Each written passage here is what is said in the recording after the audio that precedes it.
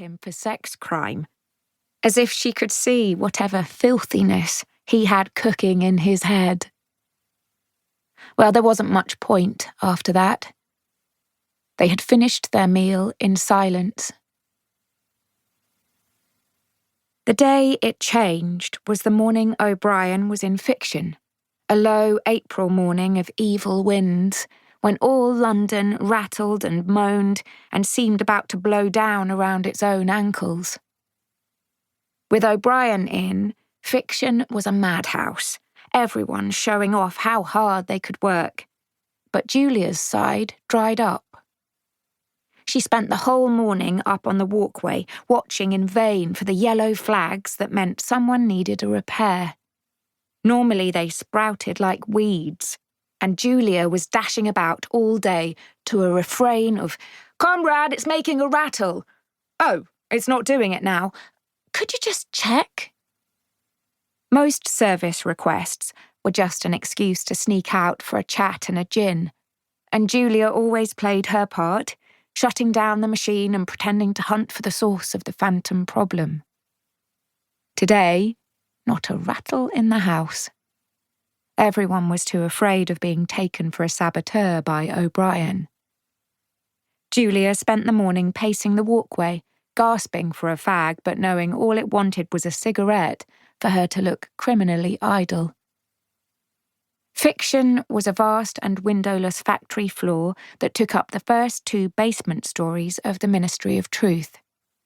The space was dominated by the plot machinery, 8 mammoth machines that looked like simple boxes of shining metal. When you opened them up, their guts were a bewildering array of sensors and gears.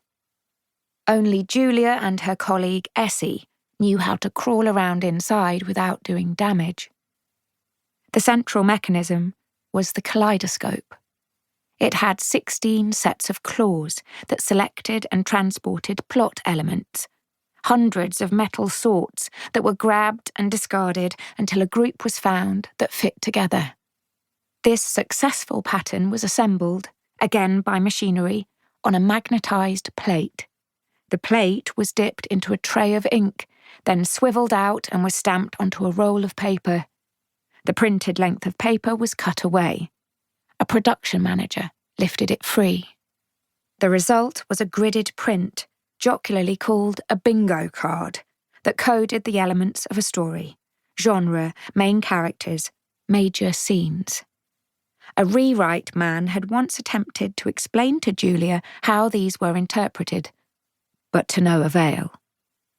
Even after 5 years on the floor, to her they might as well have been East Asian picture writing. Now she watched as a production manager snatched a new print off the roll and waved it about to dry the ink. When he was satisfied, he rolled it, inserted it in a green cylinder, and shoved the cylinder into a pneumatic tube. From her vantage point, Julia could watch the cylinder's flight through a tangle of translucent plastic hoses on the ceiling to plop into a bin at the southern end of the room. That was rewrite, where men and women sat in long rows, muttering into speak-rights, turning bingo cards into novels and stories. But by that stage, no machines were involved, and Julia's interest was at an end. She was perpetually fascinated by the plot machinery, how it worked, and the ways it could go wrong. She knew how the inks were formulated, and loved to explain why the blue gave trouble. She knew how the paper was held steady, and what could make it bunch up or crease. She was excruciatingly aware of when a part would soon need replacing, and knew how to submit the order so it wouldn't get knocked back by the Capital Goods Committee. But about the books that were the end result, she knew little and cared less. Once a rewrite chap told her he was the same, having formerly been a voracious reader. "People say if you love sausage, you should never see it being made. It disgusts you after that. That's me in books." For Julia, this dictum wasn't true of sausage. She'd made and eaten sausage without a second thought.